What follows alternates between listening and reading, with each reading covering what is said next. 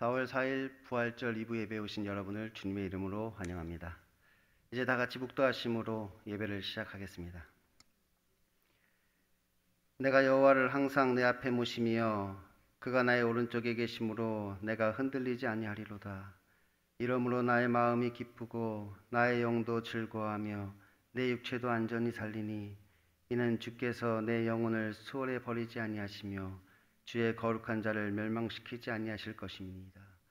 주께서 생명의 길을 내게 보이시리니 주의 앞에는 충만한 기쁨이 있고 주의 오른쪽에는 영원한 즐거움이 있나이다. 아멘.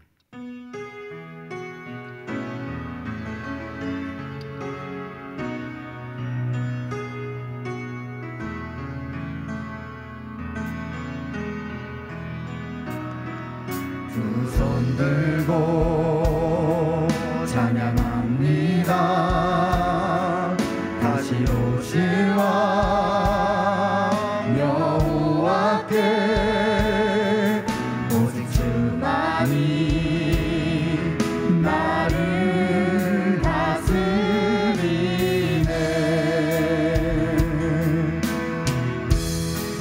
나 주님만을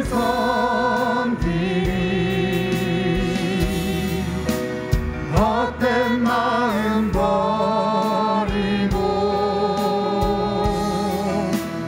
성령이여 내 영혼 충만하게 하소서. 주님 앞에 내 생명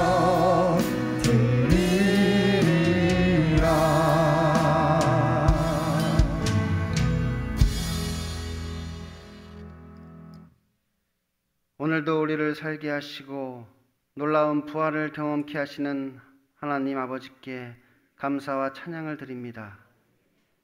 하나님은 죽은 자를 살리시며 없는 것을 있는 것으로 부르시는 분이십니다. 그러한 하나님께서 특별히 우리를 하나님의 크신 은혜 가운데 살게 하셔서 하나님의 백성이 되게 하시고 하나님을 아빠 아버지라 부르는 귀한 자녀로 삼아주시니 그 한량없는 은혜에 오늘도 이렇게 감사드리며 주님 앞에 나와 아버지를 예배합니다. 이 시간 아버지와의 만남이 있게 하시고 살아계신 하나님의 능력을 경험하게 하옵소서. 하지만 저희들 감히 하나님 앞에 나아가기에는 너무나 부족한 자들입니다. 이 세상 가운데 살아가면서 하나님의 자녀다운 모습으로 살아가는 것이 아니라 우리 속에 남아있는 죄성과 육신의 연약함을 따라 살았음을 이 시간 고백합니다. 우리가 삶 속에서 만나는 모든 이들에게 아버지의 영광을 나타내는 것이 아니라 우리 안에 죄악된 본성만을 드러내었고 그들로 하여금 하나님을 찬양하도록 하는 것이 아니라 오히려 다툼과 분쟁만을 일으켰던 나의 모습을 이 시간 회개합니다. 예수 그리스도의 보혈의 피로 정결케 하시고 깨끗게 하옵소서. 이 시간 저희들이 드리는 이 예배 가운데 하나님께서 인지하셔 주시고 이곳에 모인 각 사람들을 일일이 만나 주셔서 이 예배가 하나님을 경험하는 예배가 되게 하시고 우리의 삶이 변화되는 예배가 되게 하셔서 하나님 보시기에 아름다운 예배, 아버지께서 기뻐 받으시는 예배가 되게 하옵소서. 예수님 이름으로 기도드립니다. 아멘.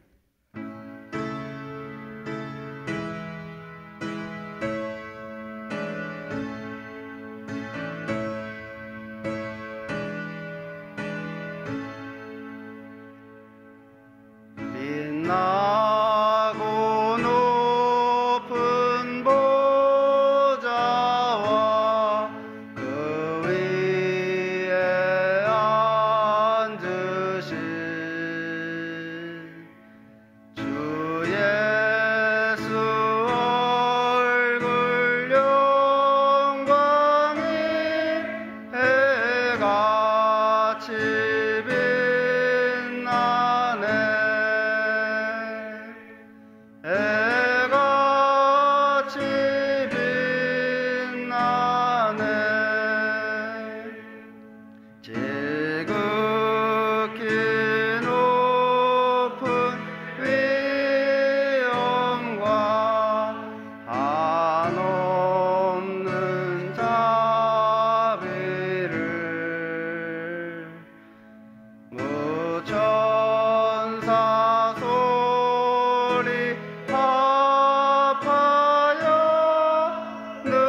찬송 드리네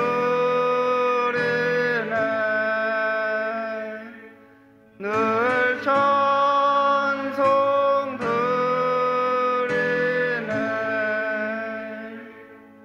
영죽을 나를 살리려 그 영광 떠나서 그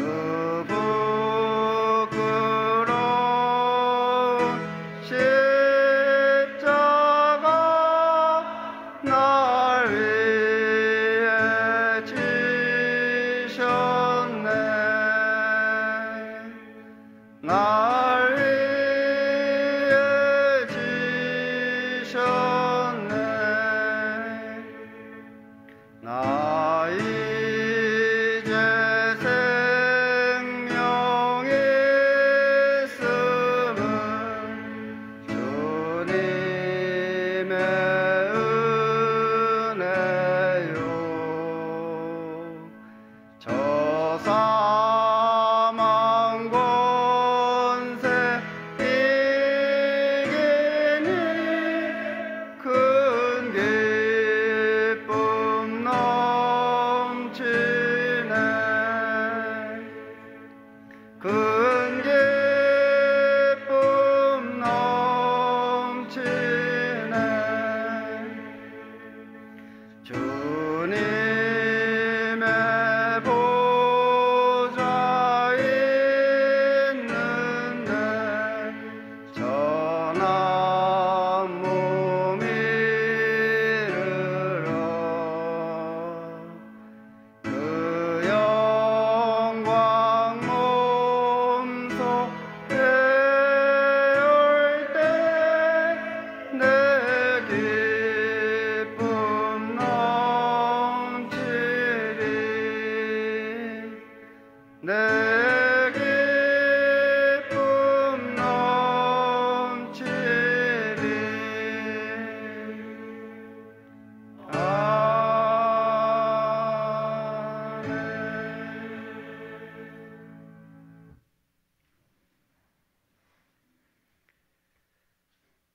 나는 그 전능하신 아버지 하나님 천지의 창조주를 믿습니다.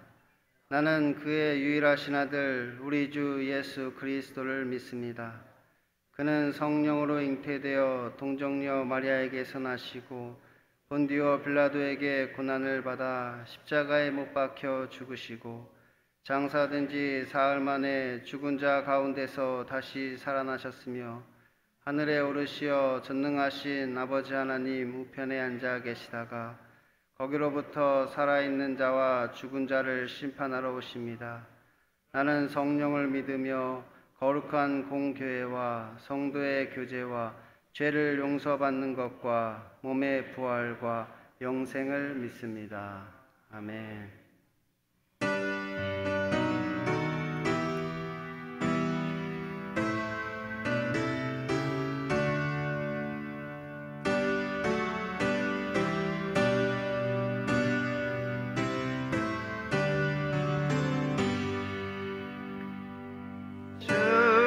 즐겁도다 이날 세세의 할 말 사망 권세 깨고 하늘이 열려 죽은 자가 다시 살아나와서 생명의 주 예수 찬송하도다 즐겁도다 이날 세세의 할 말 사망 권세 깨고 승리하셨네 부활하신 주님 나타나시니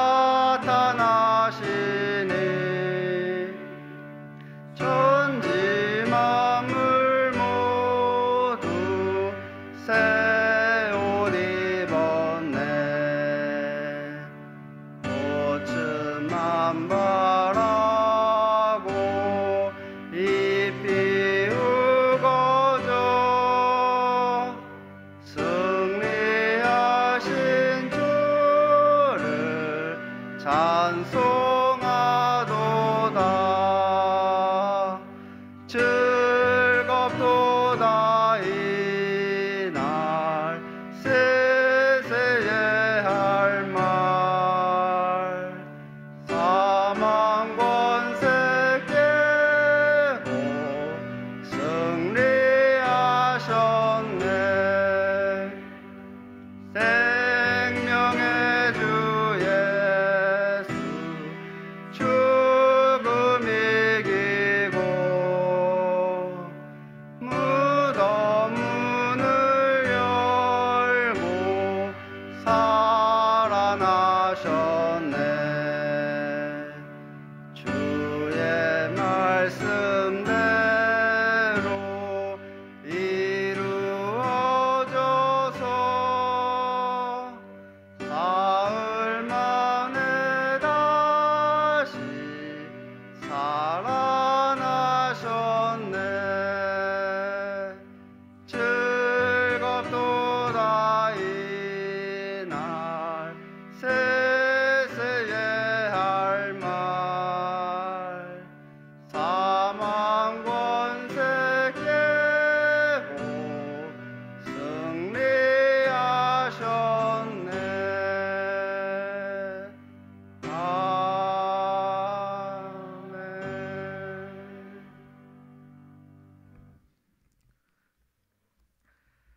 영원한 약속의 자녀로 우리를 인도하시고 자비와 긍휼로 은혜를 더하시며 우리의 죄악에도 노하기를 더디하시며 자녀들로 하여금 회개의 열매를 맺도록 기다려주시는 하나님, 영과 진리로 거룩한 그 하나님 아버지만을 예배하는 시간이 되도록 성령 하나님 친히 이곳에 임재하여 조명하여 주시고 우리가 지금 올려드리는 경배와 찬양과 영광을 받아 주시옵소서.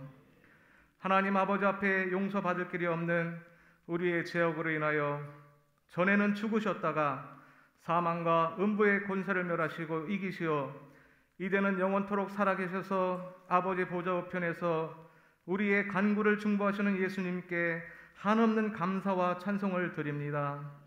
우리의 예배 가운데 고백하는 죄를 용서받는 것과 몸의 부활과 영생을 믿습니다의 고백이 이 부활주의를 맞이하는 모든 성도들에게 입술로만의 고백이 아닌 삶과 행함으로 받아들여 날마다 부활의 주님과 더불어 살아가게 하시고 주님 다시 오실 때 살아 사는 변화체의 영광으로 죽어서는 첫째 부활의 영광을 누리며 사나 죽으나 부활의 주님으로 인하여 둘째 사망에 이르지 아니하는 복 중의 복을 누리는 소망의 성도들이 다 되도록 인도하여 주시옵소서. 코로나의 와중에도 하나님 아버지의 인도하심으로 3월의 자부기를 은혜롭게 마칠 수 있도록 도와주심에 감사를 드립니다. 많은 성도들의 기도에 응답하시어 가장 좋은 때에 가장 합당한 방법으로 우리들로 하여금 삶 속에서 신앙의 산 역사들이 많아지게 하시고 고백하며 간증하며 삼위일체의 하나님을 온전히 체험하며 죽으면 죽으리라는 순교작적 영성을 더하여 주시고 믿음을 지켜나가기 어려운 이 세대에 나중까지 견디어 온전한 구원을 이루며 완벽한 부활에 동참하는 전에는 하나님의 백성이었다가 예수 그리스도의 단번에 죽으심과 부활로 말미암아 지금은 아버지의 자녀인 내가 되며 성도들에게 하옵소서. 전 세계에 보급되어져 접종되고 있는 백신이 면역력이 높아져 항체가 생성되며 코로나19로 인한 사망이나 확진자의 발생 숫자가 현저히 줄게 하시고 완벽한 치료제가 개발되어 예전에 평범했던 일상을 회복할 수 있도록 우리 가운데 주의 노여움을 거두어 주시기를 기도합니다. 또한 7일에 있을 서울 부산 시장체 보궐선거에 국민들의 염원이 담겨 나라가 안정되는 추석이 되도록 많은 유권자들의 마음을 움직여 주셔서 지금의 정세에 합당하고 가장 적합한 일꾼이 선출되어지도록 친히 간섭하여 주시기를 기도합니다. 대면 예배와 비대면 예배가 동시에 진행되어져 하나님께 여러 곳에서 교회와 개인의 사정에 따라 예배를 드립니다. 드려지는 예배가 내가 먼저 마음을 다하고 힘을 다하고 정성을 다하고 목숨을 다하여 하나님을 사랑하며 예배드리기를 원하는가 우리들의 마음을 점검케 하시고 진정으로 예배하는 자들을 찾으시는 하나님을 만나기를 간절히 소원하는 이곳에 모인 자들에게 하옵소서.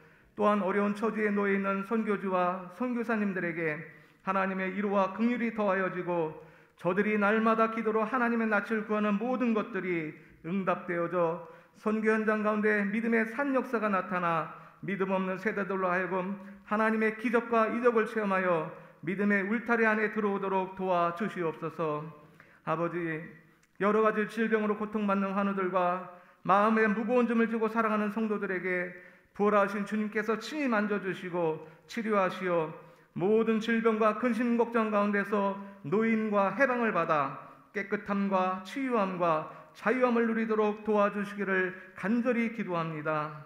지난 고난주간에 우리 자신들이 지금의 나의 신앙관을 돌아보며 주님의 고난에 동참하며 우리를 위한 하나님의 진짜 사랑을 더 깊이 알게 하시니 내 모든 것을 드려 감사를 드립니다.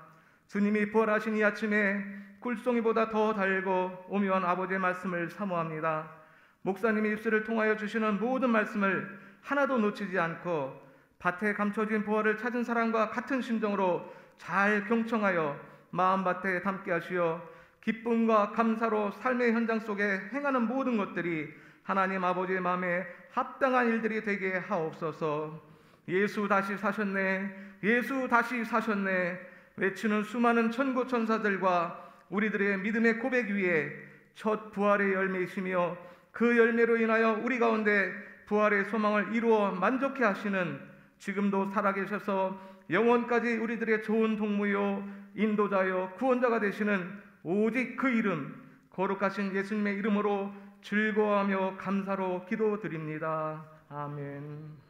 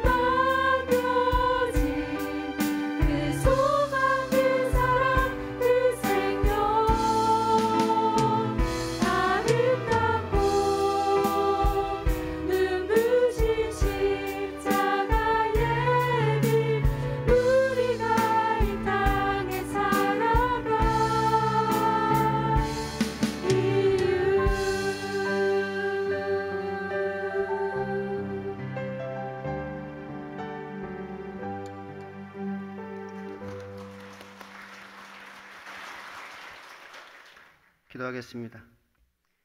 이 시간 일용할 양식과 필요한 모든 물질을 하나님께서 공급해 주신 것을 깨닫고 감사드리며 하나님 앞에 헌금을 드립니다. 비록 적은 물질이지만 우리의 마음과 정성을 담아 하나님께 드리오니 하나님께서 기뻐 받으시는 예물이 되게 하옵소서. 헌금을 드리면서 마음의 소원을 담아 드리는 손길도 있습니다. 하나님께서 그들의 필요와 마음의 원함을 아시오니 하나님의 뜻대로 모든 필요를 채워주시며 하나님께 감사한 마음을 담아 드리는 감사의 예물 위에 하나님의 은혜를 더하셔서 모든 삶 속에서 더욱 감사가 넘칠 수 있도록 인도하여 주옵소서.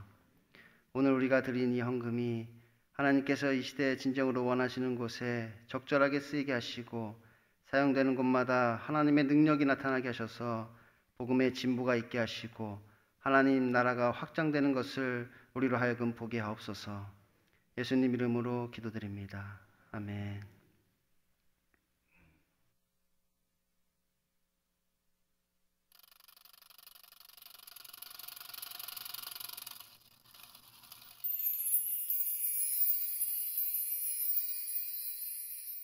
안녕하세요. 4월의 첫째 주 소망 뉴스를 전해드리겠습니다. 첫 소식입니다. 본 교회는 방역수칙을 잘 지키며 예배드리고 있습니다. 주일 1부에서 4부 예배를 드리며 2부 예배는 실시간 영상 송출을 합니다. 3월 한 달 동안 자부기를 했습니다. 전일 참석하신 분이 62명, 7일 연속 참석하신 분이 28명, 마지막 2일 연속 참석하신 분이 28명으로 총 118명이 좋은 상을 받게 되었습니다. 1층 현수막 및 벤치에서 찾아가시기 바랍니다. 오늘은 부활절입니다.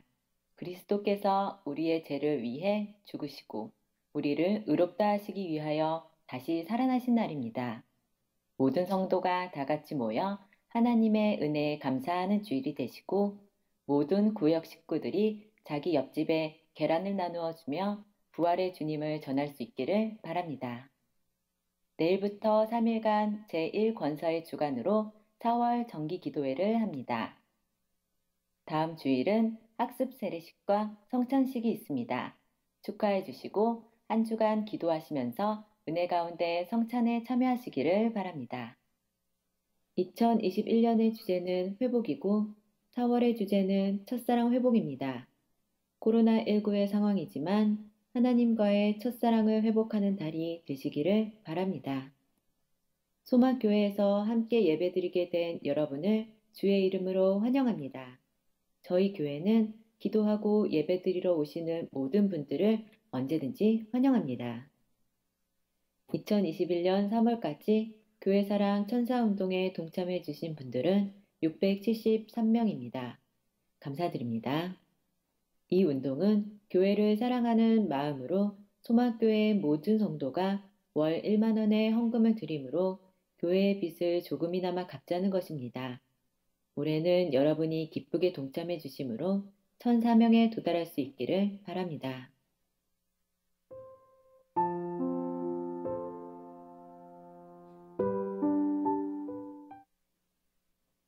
오늘은 부활주일입니다. 죄와 사망 권세를 이기시고 부활하신 주님을 기념하며 기쁜 하루, 소망찬 하루 보내시기 바랍니다. 행복한 주일 되세요. 감사합니다.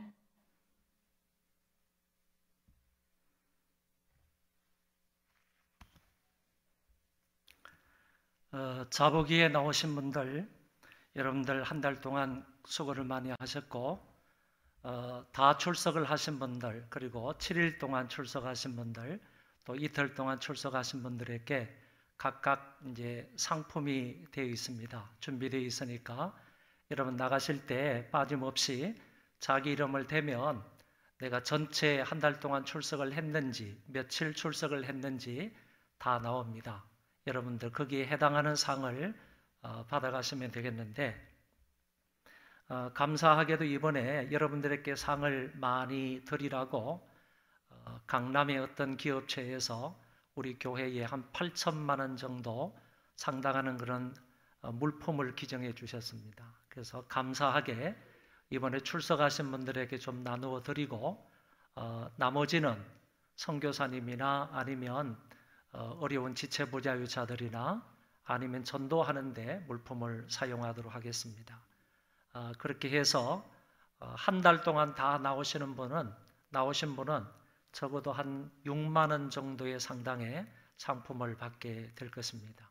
기쁜 마음으로 상품을 받으시고 또 내일부터 3일간 정기 기도회니까 여러분들 한 달 동안 새벽에 기도하신 것처럼 이번 3일에도 다 나오셔서 함께 기도하심으로 은혜를 받을 수 있기를 바랍니다. 오늘 부활절 예배인데 1부, 2부, 3부, 4부까지 부활이라는 주제로 말씀을 듣고 그렇게 우리가 부활을 증거하며 전파하며 사는 사람이 될 것입니다. 특별히 오늘 오후 4시에는 CTS에서 방송을 합니다. 한국교회 총연합회에서 부활절 예배를 서초동에 있는 사랑의 교회에서 드리는데 저도 초청을 받아서 가게 될 것입니다. 4시에 예배를 드리는데 여러분들 CTS를 참관하시고 함께 예배를 드리시면 좋겠습니다.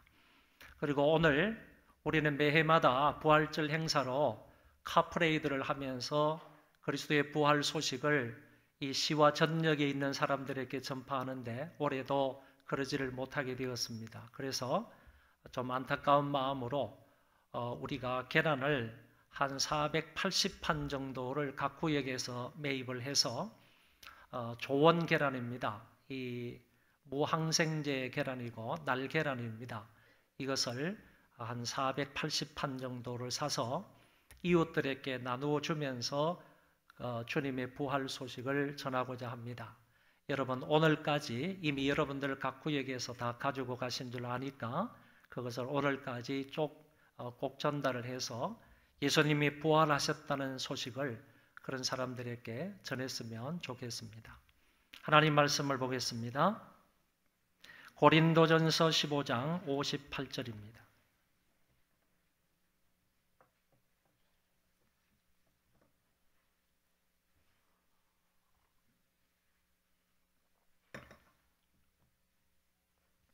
한 구절 말씀이기 때문에 다 같이 읽도록 하겠습니다. 그러므로 내 사랑하는 형제들아 견실하며 흔들리지 말고 항상 주의 일에 더욱 힘쓰는 자들이 되라. 이는 너희 소고가 주 안에서 헛되지 않은 줄 알미라. 아멘. 우리가 잘 아는 것처럼 고린도전서 15장을 가리켜 부활장이라 이렇게 부릅니다. 어떤 사람은 이 장을 가리켜서 부활에 관한 아름다운 한 편의 논문이다 이렇게도 말합니다. 어떤 주석가는 이런 말을 했습니다. 본장은 바울의 모든 서신 중에서 그 아름다움과 중요성에 있어서 탁월하다. 인간의 기록 중에서 본장의 말처럼 슬픔을 당한 만인에게 위로를 준 말은 아직 없었다라는 말을 했습니다. 부활은 죽음으로 인해 슬픔 중에 있는 모든 백성들에게 큰 위로와 소망이 된다 하는 말입니다. 본장은 부활에 관한 2대의 질문과 그리고 그 해답과 아울러서 마지막 결론으로 되어 있습니다. 첫째는 1절부터 34절에 이르는 말씀인데 12절에 보면 너희 중에서 어떤 이들은 어찌하여 죽은 자의 부활이 없다 하느냐라는 의문에 사도 바울이 답을 하는 것으로 되어 있습니다. 둘째는 35절에서 49절 말씀인데 35절에 보면 두 번째 질문이 나옵니다. 누가 묻기를 죽은 자들이 어떻게 다시 살며 어떠한 몸으로 오느냐라는 이 질문에 역시 사도 바울이 답을 하는 형식으로 되어 있습니다. 결론은 50절 이하에서 58절까지의 말씀인데 여기에는 부활에 관한 회의를 풀고 죽음을 정복한 부활의 승리, 부활의 계가를 높이 부르는 모습이 나오고 마지막 구절에서는 부활을 믿는 신자가 어떻게 살아가야 하는지, 부활을 믿는 신자의 아름다운 능력 있는 삶에 관해서 우리에게 말씀해 주고 있습니다. 오늘은 고린도전서 15장 전체의 말씀을 간단하게 살펴보고 그것을 근거로 해서 마지막 58절의 말씀을 좀 더 구체적으로 살펴보므로 하나님의 은혜를 받고자 합니다. 그럼 두 가지 의문 중에 첫 번째 질문부터 해결해 보도록 하겠습니다. 첫 번째 질문은 죽은 자의 부활이 없다는 것입니다. 이 질문은 당시에 헬라 사람들이 제기를 한 것으로 보여집니다. 헬라 철학에서는 영혼의 불멸은 믿지만 그러나 죽은 자의 부활은 믿을 수 없다는 것입니다. 이와 같은 헬라 사람의 경향은 세계 어디에서나 쉽게 찾아볼 수 있는 사항이라고 보게 됩니다. 영혼이 불멸하다는 것은 다 이해를 합니다. 우리의 영혼 결코 멸절되지 않는다. 이런 사상은 다 가지고 있지만은 그러나 죽은 자의 부활은 있을 수가 없다 하는 것이 바로 헬라의 사상의 영향입니다. 현대 독일 신학의 중추적인 역할을 하고 있는 사람들이 불트만과 그의 제자들입니다. 불트만과 그의 제자들도 말하기를 예수 그리스도의 부활은 없다라고 주장을 합니다. 이런 의문에 대한 답으로서 사도 바울은 그리스도께서 부활하신 것은 역사적인 사실이다라고 드러내며 말한 것입니다. 그는 부활의 목격자로 베드로를 들고 12사도 더 나아가서 500여 형제 야고보 그리고 나 바울도 그리스도의 부활을 목격했다고 시간적인 순서대로 말하고 있습니다. 어떤 사람은 말하기를 그리스도의 부활을 막달라 마리아 이하 제자들이 본 환상에 지나지 않는다. 그들이 본 환상이다. 실제적으로 그리스도께서 부활하신 것을 본 것이 아니고 막달라 마리아나 그의 제자들이 환상을 본 것이다. 이렇게 주장을 하기도 합니다. 그러나 500여 명이나 일시에 환상을 똑같이 본다는 것은 있을 수가 없다고 봅니다. 혹자는 또 말합니다. 부활이 역사적인 사실이 아니라 조작된 사건에 불과하다 이런 말을 합니다. 그러나 수백 명의 사람들이 그리스도의 부활을 목격했는데 그 목격한 것이 사실이 아니라 조작된 사건이라고 말하는 것은 결코 사실일 수가 없습니다. 이런 산증인들이 증거하고 있는 것을 보니까 그리스도의 부활은 역사적인 사건이다라는 것을 바울은 말하고 있습니다. 그럼에도 불구하고 그리스도의 부활을 부인한다면 복음 전파나 성도들의 믿음이 헛것이 되고 말 것이라고 했습니다. 특히 바울이 주님이 죽은 자 가운데에서 부활하셨다고 그렇게 강력하게 강한 메시지를 증거하였는데 그 모든 증거가 거짓 증거가 되고 말 것이라고 했습니다. 그러면서 바울은 계속하여 그리스도의 부활이 없다면 여전히 우리 모두는 죄 가운데 있을 것이라고 했습니다.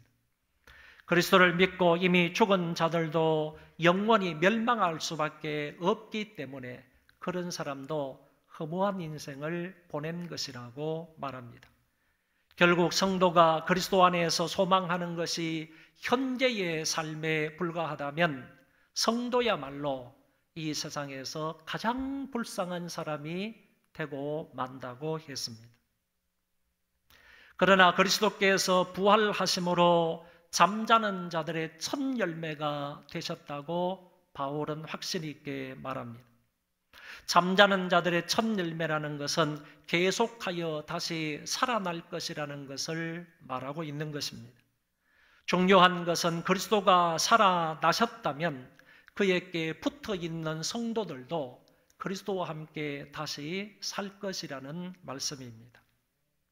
첫 사람인 아담에서 죽을 운명을 지닌 인류는 이제 둘째 아담인 그리스도에게서 부활과 영생의 생명을 부여받은 존재가 되었다고 말합니다.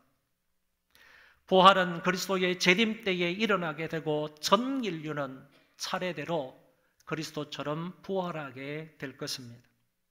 성도가 부활하게 되면, 생명의 부활로 나타나게 되면 그때 모든 원수는 멸망하게 될 것이고 그리스도께서 드디어 만유를 통치하시게 될 것입니다.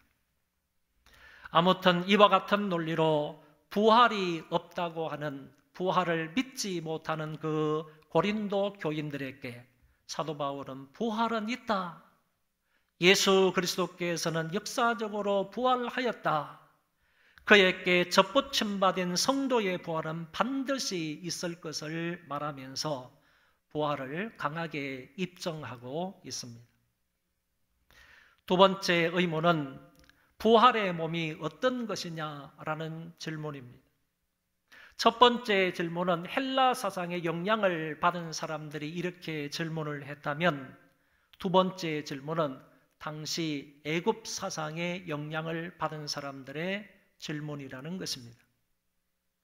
헬라 사람들은 영혼은 불멸하지만은 부활은 없다, 이런 사상을 가지고 있었고, 애굽 사람들은 부활은 한다, 부활은 있다, 그런데 현재 살아있는 모습으로 부활한다, 이렇게 믿었다는 얘기입니다. 애굽 사람들은 분명히 부활을 믿었습니다.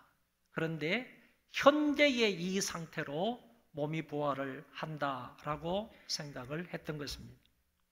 부활 이후도 바로 왕은 여전히 전제군왕이 되는 것이고, 거기에 노예도 있고 그리고 궁녀도 있고 현재의 오락을 그대로 가지고 부활한다는 얘기입니다. 저는 오래전에 애굽의 피라미드와 카이로 박물관을 방문했던 적이 있습니다. 피라미드도 애굽 왕의 무덤이지만 기타 여러 애굽 왕의 무덤들을 보았습니다. 그리고 왕들의 시신을 모신 관이, 석관도 있었고 동관도 있고 그리고 대부분은 금관으로 되어 있었습니다. 그런데 대부분의 왕의 무덤에는 왕만 그곳에 묻혀 있는 것이 아니라 신하들과 노예들도 함께 묻혀 있고 그 옆에는 크고 작은 항아리들이 많이 있는 것을 보았습니다. 그것은 왕이 부활하게 되면 신하들이 그 옆에서 왕을 또 모시게 된다는 얘기고, 궁까지 가려면, 왕궁까지 가려면 꽤 시간이 걸릴 것이니까 배고플 테니까 우선 여기 항아리 속에 넣어두었던 곡식을 꺼내서 시녀들이, 궁녀들이 그것을 밥을 지어가지고 왕을 대접해서 허기를 면하게 하겠다, 그런 얘기입니다. 애굽 사람들은 이와 같은 생각을 가졌기 때문에 35절에 죽어 썩을 몸이 어떻게 다시 살며 산다면 어떤 몸으로 오느냐라고 질문을 할 수밖에 없었습니다. 그럼 먼저 죽어 썩은 육체가 어떻게 다시 사느냐라는 질문에 대해 사도 바울은 썩지 않고 어떻게 다시 살 수가 있느냐라는 반문을 하면서 대답을 했습니다. 파종한 씨가 죽지 아니하고 어떻게 다시 살아날 수가 있느냐라는 것입니다. 이것은 주님이 한 알에 미리 땅에 떨어져 죽지 아니하면 한 알 그대로 있고 죽으면 많은 열매를 맺느니라 하는 말씀과 방불한 말씀이라고 봅니다. 그래서 바울은 씨앗을 비유로 죽은 육체가 어떻게 사느냐 하는 질문에 답을 하고 있는 것입니다. 그리고 이어서 만약 다시 산다면 어떤 몸으로 사느냐라는 질문에 사도 바울은 세상에는 몸의 종류가 많이 있다는 말로 대답을 했습니다. 지상에는 사람의 육체도 있습니다. 짐승의 육체도 있습니다. 또 새나 물고기의 육체도 있고 하늘에는 하늘의 형체가 있다고 얘기합니다. 이런 것들을 근거로 해서 부활체가 어떤 몸이 될 것인지를 사도 바울은 말한 것입니다. 우리의 이 몸은 썩을 것입니다. 이거는 욕된 겁니다. 이거는 악한 것입니다. 다시 말해서 이 육의 몸으로 심고 영광된 것, 강한 것, 그리고 신령한 몸으로 다시 살게 될 것이라고 하셨습니다. 다시 말하면 우리의 부활체는 그리스도의 부활체처럼 썩지 아니할 몸으로, 신령한 몸으로 다시 살아나게 된다는 것을 말한 것입니다. 지금의 우리의 육체는 악한 겁니다. 죄악된 겁니다. 이거는 사람의 육체로 썩을 것입니다. 이런 육의 몸이 죽게 되면, 심겨지게 되면 다시 부활하게 되는 그 육체는 예수님과 같은 그런 부활체가 되는데, 신령한 몸으로, 영적인 몸으로, 영광된 몸으로 변화가 될 것이라고 한 것입니다. 여기에 신령한 몸이라는 것은 현세의 모든 고통 및 시간과 공간의 제한을 떠난 영원의 세계에서 살아갈 몸을 말하는 것입니다. 지금 이 세상에서 이 몸 가지고 살아가는 데는 전혀 부족함이 없는데, 저 하늘나라에서 주님과 함께 또 다른 부활한 형제 자매들과 함께 생활을 하려면 이 몸 가지고는 안 된다는 겁니다.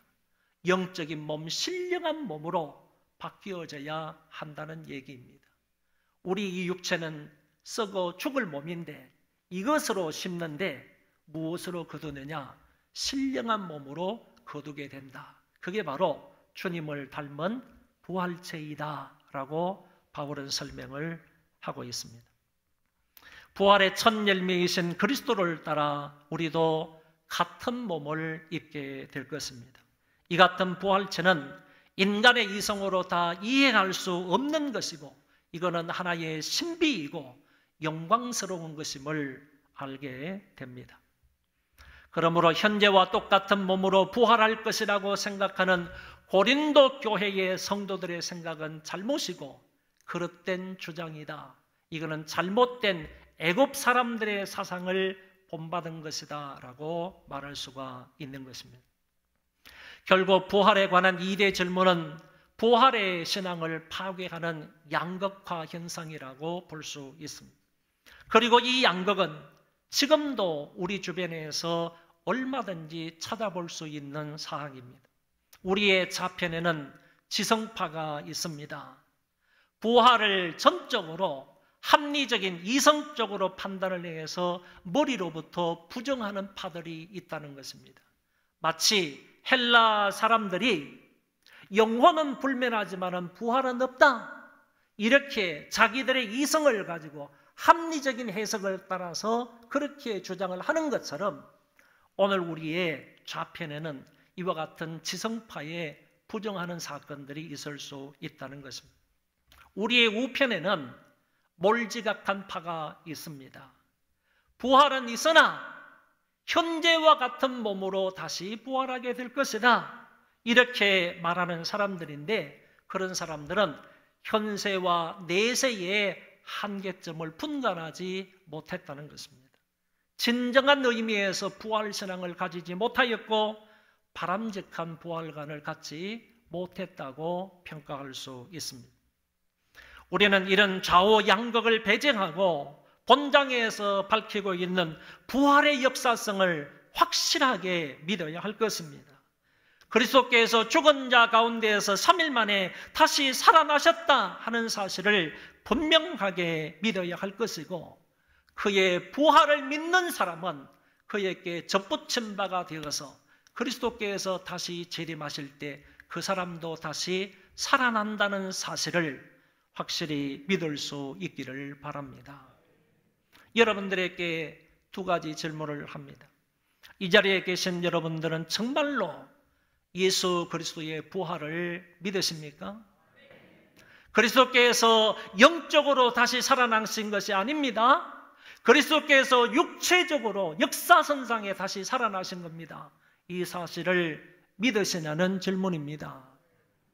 또 한 가지 질문을 더 드리면, 그 예수 그리스도를 믿는 사람은 모두 다 그리스도에게 접붙임을 받은 사람들입니다. 접붙임을 받은 사람들은 그리스도께서 부활하신 것처럼 주님께서 재림하실 때 그에게 붙어 있는 사람은 다시 살아나게 될 줄도 믿습니까? 내가 정말로 예수 그리스도를 믿는 사람으로서 그때 가면 그리스도의 몸처럼 영광스러운 몸으로 다시 부활할 것을 믿느냐라는 질문입니다. 이 두 가지 질문에 여러분들은 명확하게 아멘이라고 확신 있게 대답할 줄 알아야 하겠습니다. 그러면 이 사실을 믿는다면 오늘 우리는 어떻게 살아가야 하는 것입니까? 그것을 바울은 오늘 마지막 구절에서 이렇게 말씀을 하셨습니다. 그러므로 내 사랑하는 형제들아, 견실하며 흔들리지 말고 항상 주의 길에 더욱 힘쓰는 자들이 되라. 이는 너희 소고가 주 안에서 헛되지 않은 줄 알미라. 우리가 부활신앙을 믿는다면 부활신앙이 뭡니까? 죽어도 다시 산다는 신앙입니다. 어떤 환난과 핍박을 받아가지고 혹시 그 환난과 핍박 때문에 우리가 죽는다고 합시다.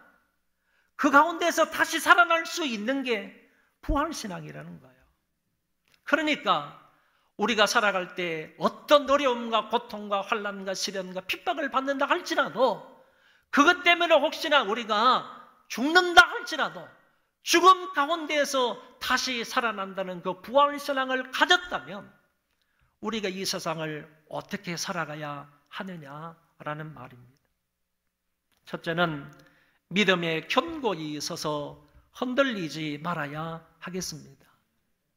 어떤 의미로 생각을 하면 우리가 믿음에 견고하게 있어서 흔들릴 수 없는 이유가 있다면 우리가 부활신앙을 믿기 때문이라는 거죠. 그러니까 부활신앙을 믿는 사람들은 어떤 경우를 만나더라도 우리의 믿음에서 흔들릴 수가 없는 거예요.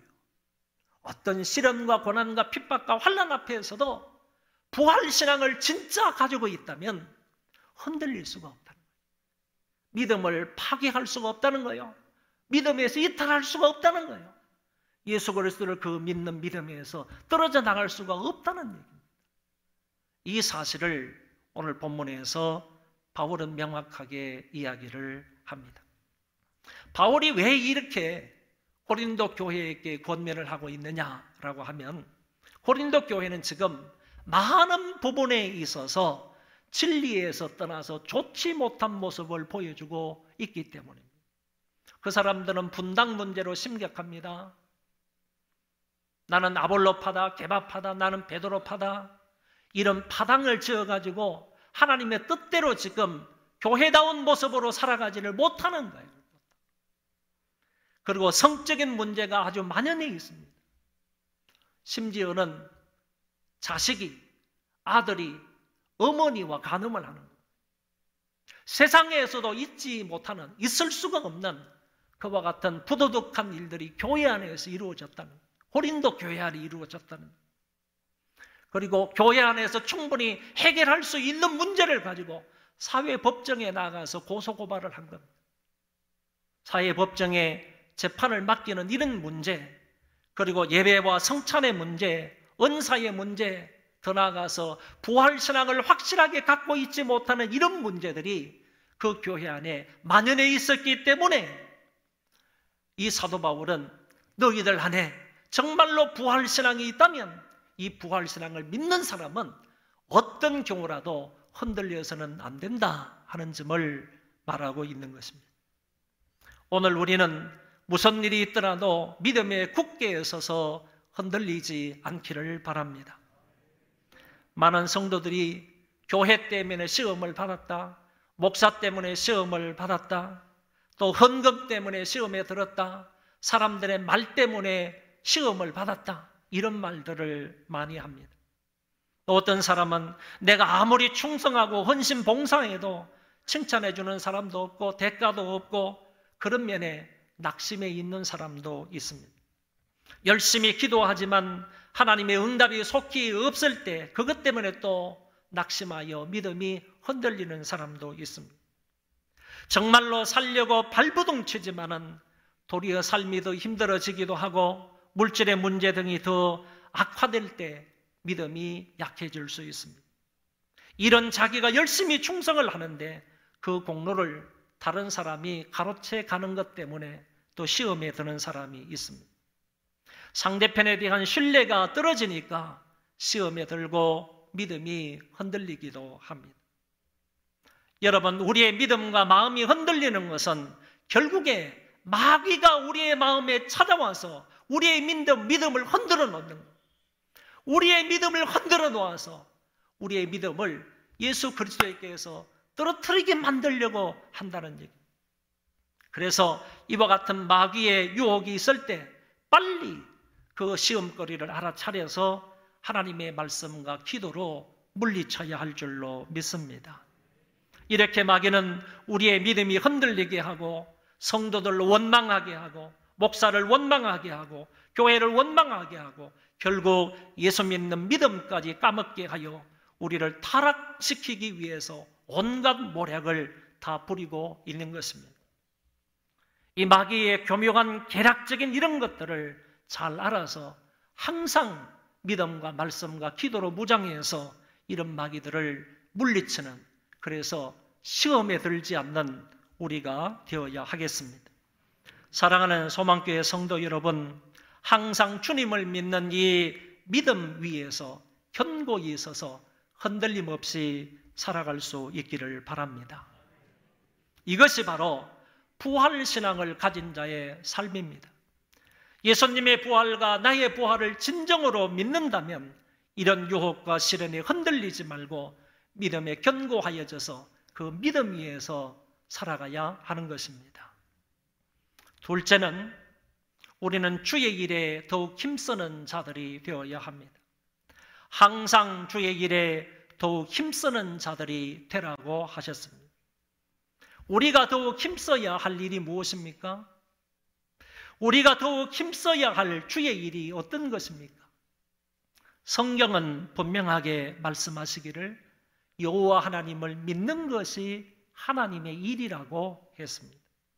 그러므로 주일에 온 성도가 함께 모여서 영과 진리로 예배하는 것이 주님의 일입니다. 우리가 어떻게 하여야 주의 일을 하오리까? 주님께서 명확하게 말씀하시기를 영과 진리로 하나님을 예배하는 것, 하나님 앞에 모여서 엎드려 기도하는 것, 하나님 앞에 찬송하는 것, 이것이 바로 주의 일이라고 하신 것입니다. 그러므로 오늘 저와 여러분들 딴 주의 일도 많이 있겠지만은 그런 일보다도 우선적으로 주의 일에 열심을 내야 되는데 그게 뭐냐? 하나님 앞에 모여서 영과 진리로 예배하는 겁니다. 하나님을 섬기는 겁니다. 하나님 여호와를 경외하는 겁니다. 이것 빼놓고 다른 일에 주의 일에 열심을 내겠다. 그거는 가짜일 수 있습니다. 그거는 잘못된 것일 수 있습니다. 오늘 저와 여러분이 해야 하는 주의 일은요, 하나님 여호와를 잘 믿는 것이다. 하나님 여호와를 잘 경외하는 것이다 하는 사실을 잊지 말기를 바랍니다. 또한 전도하는 것도 주님의 일입니다. 우리가 건강할 때, 여건이 허락할 때 더욱 힘써서 주의 복음을 전하는 것입니다. 전도는 하나님께서 가장 기뻐하시는 일입니다. 예수님께서도 누가복음 15장에서 말씀하시기를 죄인 하나가 회개하면 하늘에서는 회개할 것 없는 의인 99을 인하여 기뻐하는 것보다 더하리라. 우리가 전도하면, 우리가 전도해서 복음을 전해서 한 사람이 회개하여 돌아오면 나도 기쁘고 그 사람도 기쁠 거지만은, 우리도 기쁠 것이지만은 이것보다도 더 기뻐하시는 분이 하늘에 계신 아버지라고 하셨습니다. 그러므로 오늘 우리가 힘써서 애써서 이전보다 더욱더 열정적인 마음으로 복음을 전하는 것은 하나님의 기쁨이 되는 것이고 이것이 바로 주의 일임을 명심하시기를 바랍니다. 아주 오래전에, 정확하게 말하면 2005년 3월에 미국 애틀란타에서 있었던 한 사건을 여러분들에게 간략히 소개를 하겠습니다. 법원에서 성폭행과 그리고 마약 소지, 납치 혐의로 인하여서 재판을 받고 있던 죄수 브라이언 니콜스라는 사람이 보안관의 권총을 빼내서 그 판사를 쏘아서 죽이고 다른 4명의 사람들을 쏘아서 죽이고 도망갔습니다. 이 흉악범이 어느 아파트 주차장에 숨어 있다가 새벽에 그 주차장을 찾은 한 젊은 여자를 인질로 잡았습니다. 그래서 그 여자 집으로 끌고 들어갔습니다. 그에게 인질로 잡혔던 이 젊은 싱글맘은 애슐리 스미스라는 여자였습니다. 그녀는 3년 전에 우연한 싸움에 휘말려서 남편이 살해되는 장면을 자기 두 눈으로 똑똑히 봄으로 인해서 마음의 상처가 큰 여성이었습니다. 그런데다가 이번에 총기 살인범의 인질로 잡힌 것입니다. 그때 애슐리 스미스의 나이는 26살이었고 그녀에게 딸 하나가 있었습니다. 다행히도 그 딸은 지금 친정집에 맡겨놓고 식당에서 일을 하고 있었기 때문에 딸에게는 이 광경을 보여주지 않아도 되었습니다. 이 범죄자는 전 애인으로부터 강간죄로 피소된 데 대해서 분노감을 가졌고 뿐만 아니라 세상에 대한 원망과 살기가 등등했던 그런 사람이었습니다. 한편 인질로 붙잡혀 있던 이 애슐리도 10대 때부터 순탄하지 않은 그런 삶을 살았습니다. 지금도 인생의 밑바닥 생활을 하고 있기는 하지만 다행스러운 것은 이 젊은 애슐리가 예수를 믿고 살아간다는 것입니다.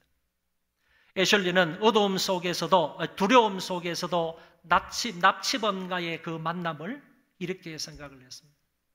내가 저 사람을 만난 것, 저 사람이 나를 만난 것, 하나님의 어떤 특별한 목적이 있지 않을까 이런 생각을 했습니다. 그녀는 우연히 선물로 받았던 목적이 이끄는 삶이라는 책을 매일매일 읽으면서 자신을 향한 하나님의 목적이 무엇일까 이것을 묵상하며 하루하루를 지냈던 여인이었습니다.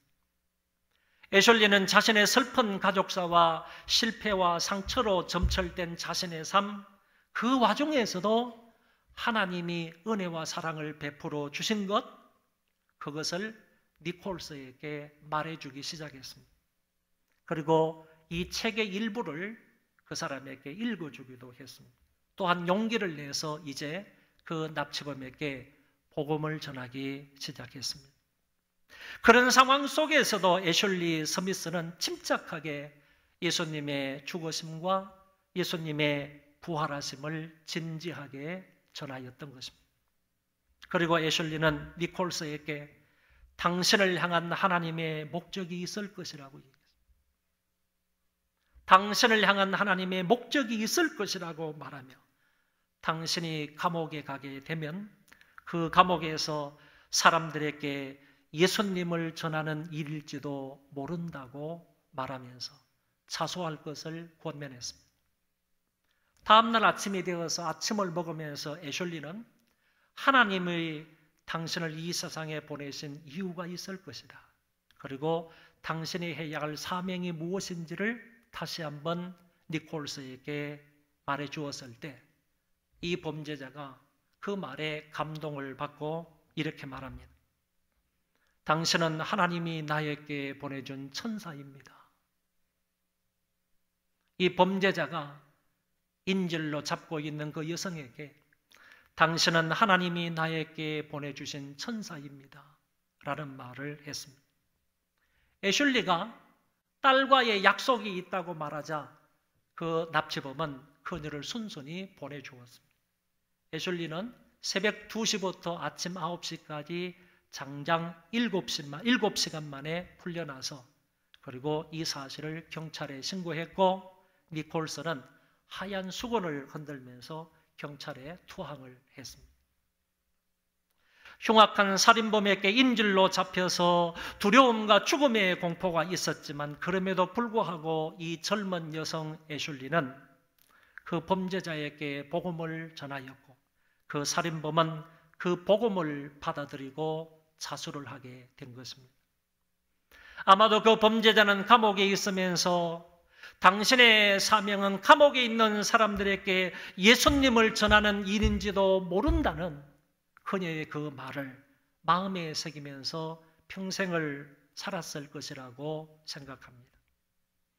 이 사건이 있었을 때 그 당시 많은 언론이 애슐리는 영웅이다, 애슐리는 챔피언이다, 애슐리는 천사다라는 말로 찬사를 보냈고 보상금도 많이 받았고 출판 제의와 영화 제작까지 제의를 받았습니다. 실제로 그녀의 이야기는 책으로 나왔고 영화 캡티브라는 인질이라는 그런 제목으로 제작이 되어서 상영이 되기도 했습니다. 그녀는 인질의 상황 속에서도 복음을 전하였고 또한 전도의 좋은 열매를 맺게 되었습니다. 이것이 그녀를 위한 하나님의 목적이고 그녀가 해야 할 하나님의 일이었던 것입니다. 그녀가 해야 할 하나님의 일이었습니다.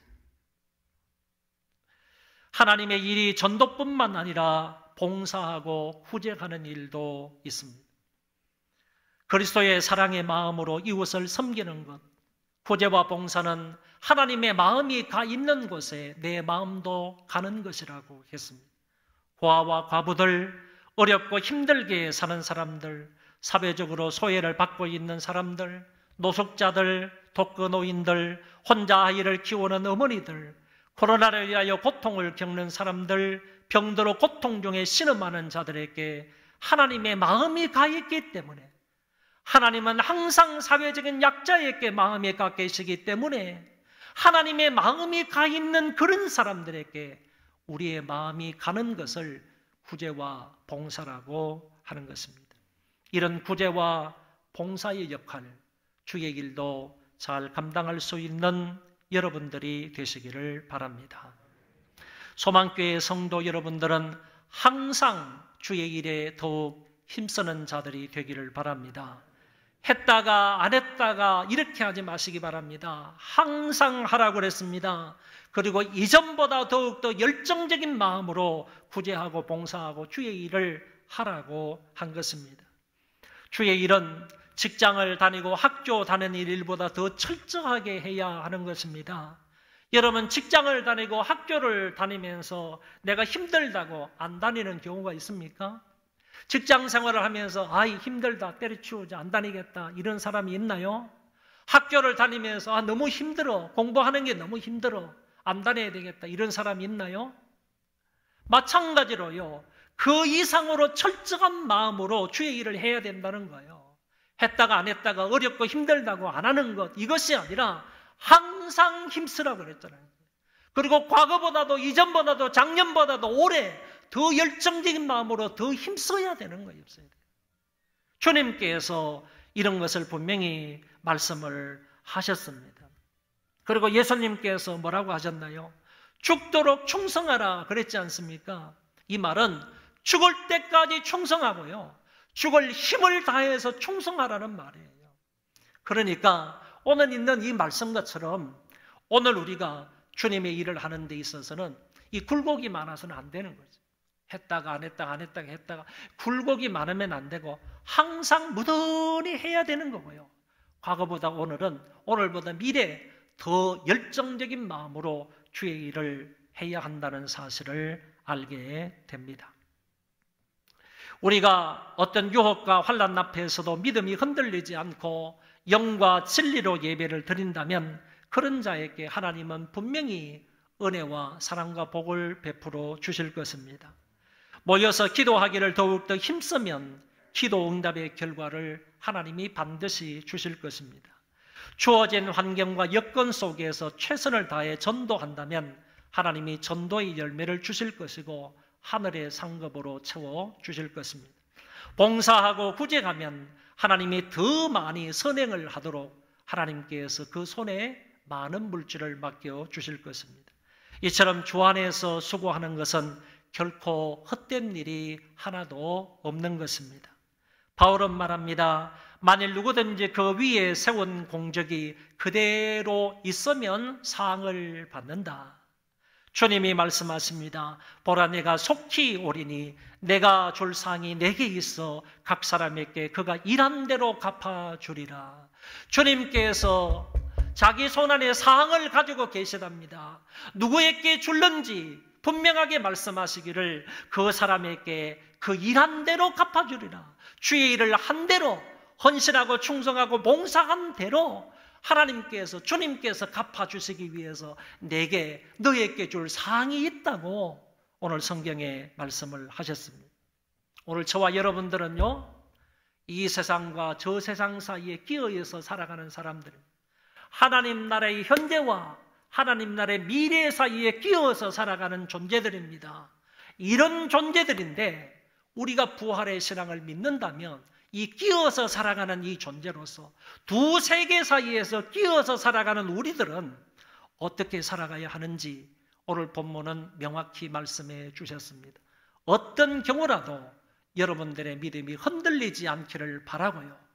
항상 주의 일에 더욱 힘쓰며, 그리고 이렇게 수고하는 것은 절대로 헛된 것이 하나도 없다는 사실을 믿음으로 살아갈 수 있기를 바랍니다.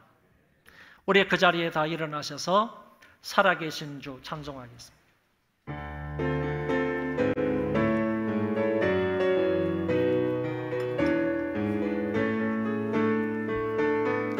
주 하나님 독생자 예수 날 위하여 오시었네. 내 모든 죄 다 사시고 죽음에서 부활하신 나의 구세주, 살아계신 주 나의 참된 소망, 걱정 근심 전혀 없네. 사랑의 주 내 갈 길 인도하니 내 모든 삶의 기쁨 늘 충만. 2절입니다. 주 안에서 거듭난 생명 도우시는 주의 사랑 참 기쁨과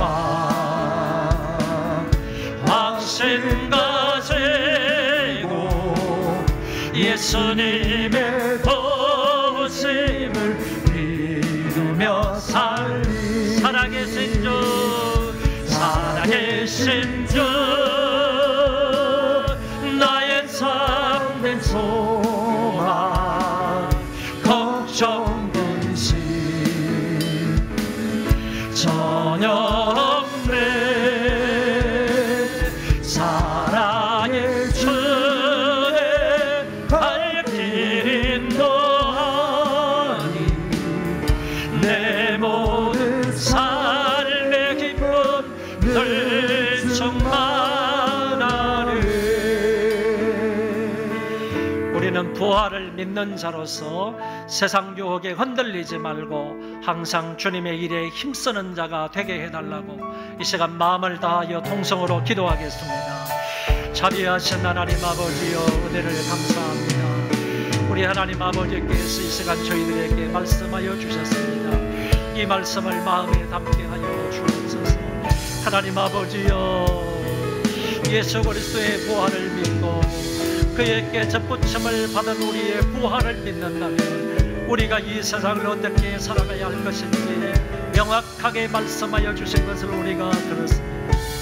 믿음 위에 굳게 서서 흔들리지 말라고 하셨고, 뿐만 아니라 항상 더욱 힘쓰는 주의 일에 힘쓰는 자가 되라고 하셨습니다. 아버지 하나님이여, 이 말씀을 마음속 깊이 잘 새기며 이 말씀대로 살아갈 수 있는 우리 모두가 되게 하여 주시기를 간절히 바라고 소원합니다. 전능하신 하나님 아버지여, 부활을 믿는 신앙을 허락하여 주옵시고 더 부활신앙으로 믿음에 굳게 서서 사는 자들 되게 하여 주시고, 어떤 환난과 핍박과 고난과 어려움이 온다 할지라도 부활신앙으로 흔들리지 않는 생활을 할 수 있도록 도와주시고, 예수 그리스도의 이 일들을, 하나님의 귀한 일들을 항상 힘쓰고 더욱더 힘쓰는 자들이 되어지도록 하나님께서 인도하시고 복 주시기를 간절히 바라고 원합니다. 죽은 자 가운데 부활하신 주 예수 그리스도의 은혜와 저희들을 살리시기 위하여 예수 그리스도를 십자가 위에 보내주신 하나님 아버지의 그 만극하신 사랑하심과 성령님의 위로 교통 역사 충만하심이 오늘도 부활절 감사 예배를 드리고 돌아가는 심령들 위에와 저희 자손만대 위에와 조국 교회 위에와 이민족의 지도자들 머리머리 위에와 세계에 흩어져서 믿음을 지키며 그리스도의 부활을 전파하는 많은 성도들과 선교사님들 머리머리 위에 이제로부터 영원토록 함께 있을지어다. 아멘.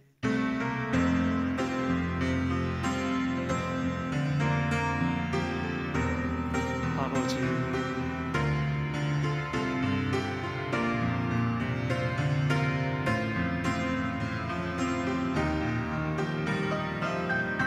여호와여,